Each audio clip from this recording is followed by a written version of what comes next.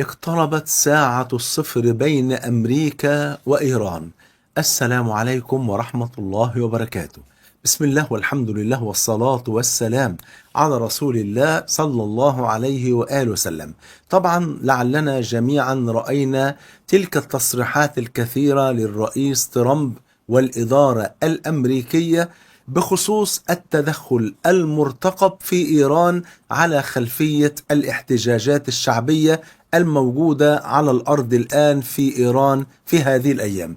الحقيقة إن احنا لازم نعرف أنه ليس من مصلحة أمريكا، وركزوا معايا في الجملة ديت، مش من مصلحة أمريكا سقوط النظام الإيراني. قد تتعجبوا من هذا الكلام ده، لأن أمريكا أصلا تريد نظاما في إيران يكون معاديا لكل الأنظمة الإسلامية الموجودة في المنطقة، مثل دول الخليج وتركيا وباكستان، لأن أمريكا عايزة تعمل توازن بحيث أن ما يبقاش في أي قوة بتتضخم بشكل كبير وتكبر بشكل كبير، وبحيث أن هي تقدر أن هي توازي قوة أمريكا أو توازي قوة بعض الدول الأوروبية. فهي مش عايزة أي دولة تكون في نفس قوة أمريكا. حتى لما أمريكا بتصدر سلاح لأي دول بتخلي لنفسها نوع معين من السلاح ما تدوش لحد أبدا.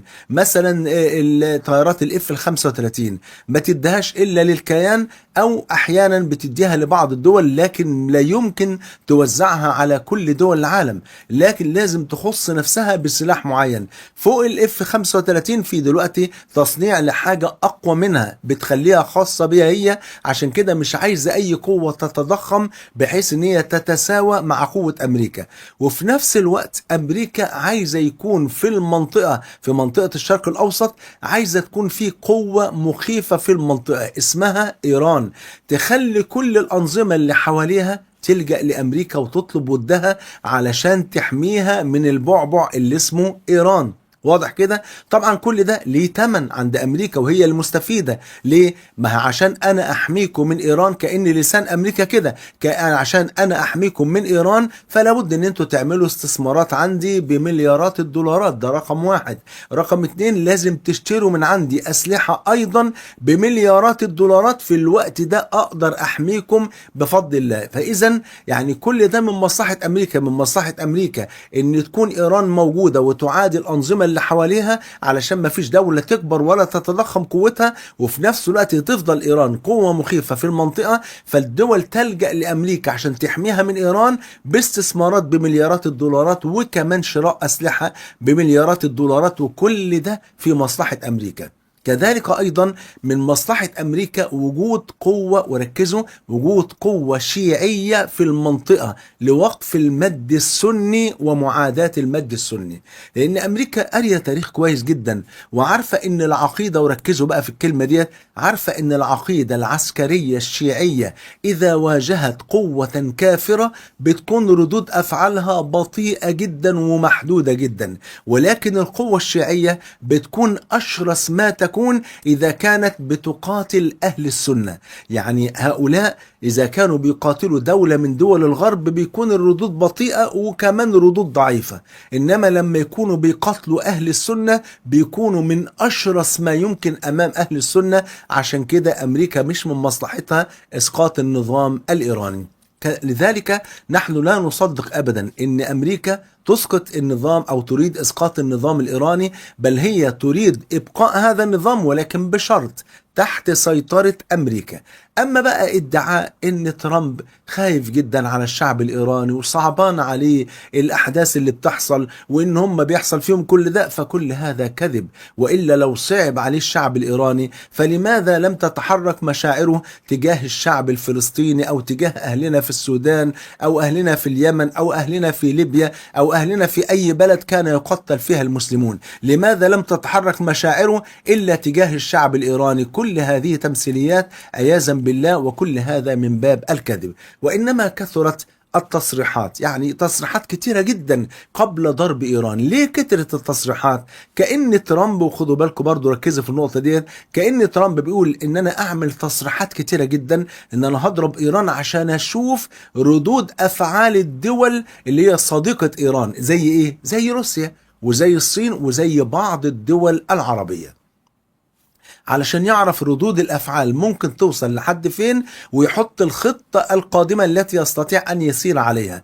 وطبعا احنا برضو في نفس الوقت لا نستبعد أبدا أن تكون كل الاحتجاجات اللي حصلت الآن في إيران تكون بترتيب من أمريكا نفسها، كما صرح بذلك سيناتور أمريكي أن كل اللي بيحصل في إيران بترتيب من أمريكا. وطبعا الظروف في إيران بتساعد على ذلك، يعني بتساعد على تلك الاحتجاجات، لأن الشعب الإيراني المسكين عايش في ظروف اقتصادية لا يعلمها إلا الله سبحانه وتعالى. عشان كده أتوقع، والله أعلم، العلم عند الله وحده سبحانه وتعالى، أنا لا أعلم الغيب، أتوقع أن أمريكا هتضرب إيران فعلا، ولكن ضربة محدودة جدا تضعف، خدوا بالكم، تضعف النظام ولكن لا تسقط النظام، وفي نفس الوقت تسبب رهبة لكل الدول اللي حوالين إيران. ومع ذلك فوالله لن يحدث في الكون إلا ما قدره الله سبحانه وتعالى. وأنا لما بقول لحضراتكم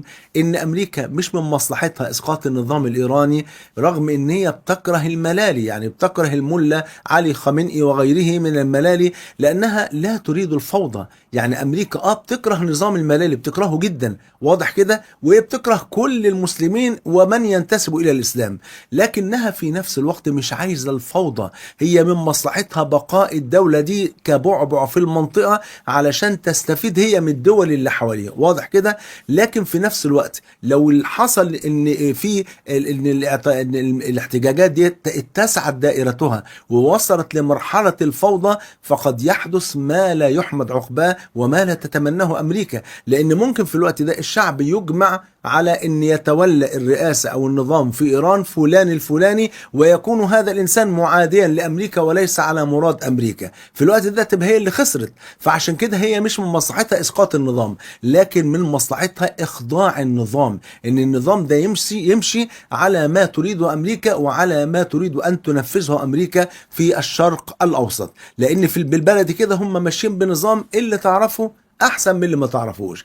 اللي موجود ده احنا حتى لو كارهينه نحاول كده نروضه ونخليه يمشي على اللي احنا عايزينه، انما اللي هيجي جديد ده احنا مش عارفين هل هو محب لامريكا ولا كاره، هل هو ضد امريكا ولا مع سياسات امريكا، وهكذا. وده موجود على فكرة في التاريخ، يعني مش اصل السياسة ما فيهاش حب وكره، السياسة هو عبارة عن مجموعة مصالح بالبلدي كده. يعني سواء انت بتحب فلان او ما بتحبش فلان، دي مش ملهاش علاقة بالسياسة، السياسة عبارة عن مجموعة مصالح. يعني ممكن تلاقي نظام عالمي بيكره نظام معين في دولة، لكن هو من مصلحته بقاء هذا النظام، فممكن يحاول بقدر الإمكان إن هو يساعده عشان يفضل قائم، رغم إنه بيكرهه بيساعده علشان يبقى يفضل قائم، تمام. ولو كان هيسقط يحاول يقيمه مرة تانية رغم إنه هو بيكرهه، بس مصلحته في وجود النظام ده، واضح كده. وده موجود في التاريخ. يعني على سبيل المثال الدولة العثمانية في آخر 200 سنة في عمرها كانت إنجلترا وفرنسا هي اللي بتدعم وتساعد الدولة العثمانية، رغم في عداوة كبيرة جدا ما بين إنجلترا وفرنسا من ناحية وما بين الدولة العثمانية من ناحية أخرى. طب كانوا بيعملوا كده ليه؟ حبا في الدولة العثمانية؟ أبدا، بيكرهوها كره العمى، لكن كانوا خايفين ان هم يتركوها لوحدها فتبتلعها روسيا عياذا بالله وتنفرد بها وتقدر تبتلع هذا الكيان الضخم اللي هو الدولة العثمانية، فكانوا يدعموها ويساعدوها لحد ما في الآخر أكلوا الدولة العثمانية.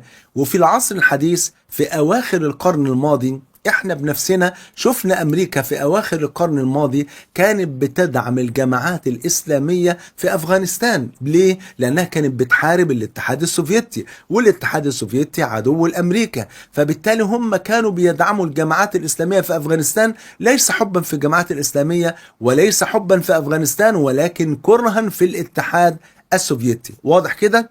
ولما انتهت الحرب هم بنفسهم امروا الدول اللي جاي منها المجاهدين من كل مكان، امروهم باعتقال كل من كان يجاهد في افغانستان، واضح كده. والان امريكا رفعت العقوبات عن سوريا وعن بعض المنظمات رغم كراهية امريكا للنظام السوري ولتلك المنظمات، ولكن كل ده لان ليها مصلحة في ذلك. فعشان كده انا بقول لحضراتكم لا اتوقع ان تكون ضربة امريكا لايران ضربة كبيرة، ولكن ضربة بسيطة، مجرد بس ان هم بيخضعوهم للاوامر وإن هم بيخلوهم يمشوا على اللي هم عايزينه، ولكن هم لا يريدون إسقاط النظام الإيراني. يعني ضربة موجعة ولكنها لا تسقط النظام الإيراني. وأسأل الله عز وجل أن يمكن للإسلام والمسلمين في كل مكان، وسيحدث ذلك إن شاء الله عما قريب كما أخبر النبي صلى الله عليه وسلم.